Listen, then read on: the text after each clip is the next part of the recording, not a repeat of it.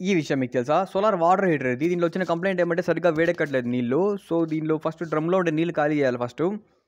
Tube check చేయాలంటే. So, దీనిలో కింద డ్రైన్ వాల్ ఇచ్చాడు. ఇది ఆన్ చేస్తే నీళ్ళన్నీ ఖాళీ అయిపోతాయి డ్రమ్‌లో నుంచి. ఈ నీళ్ళైతే తక్కువగా ఉన్నాయి వేడిగా ఎక్కువ రావాలి యాక్చువల్‌గా. తక్కువగా ఉన్నాయి మరి.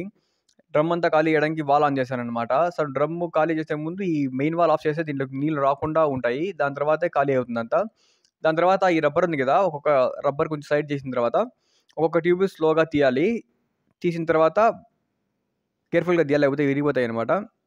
దీంట్లో అయితే డస్టు, పాచి, మట్టంతా ఉంది దీంట్లో. సో, దీన్నంతా క్లీన్ చేయాలి కాబట్టి ఇలా కట్టికి క్లాత్ ఏసుకొని కత్తితో క్లీన్ చేయబోతున్నాము. మామూలుగా అయితే కెమికల్ వాష్ చేయాలా. అంత కంప్లెయింట్ దీనిలో లేదు కాబట్టి దీంతో చేస్తున్నామనమాట. లేకపోతే కెమికల్‌తో చేసేవాళ్ళము. డస్ట్ అంతా వచ్చేసింది. దీనిలో అంతా పాచి ఉంది కదా!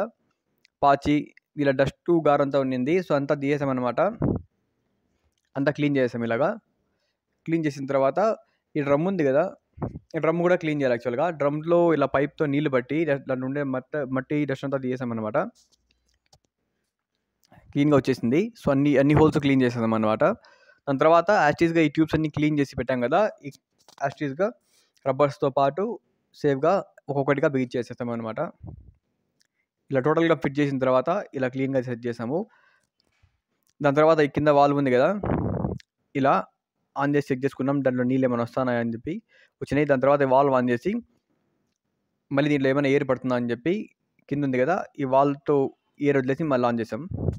ఇలా చేసుకుంటే సరిపోతుంది. ఇంకా నెక్స్ట్ నుంచి వేడెక్కడం స్టార్ట్ అవుతాయి నీళ్ళు. సరిపోతుంది ఇలా.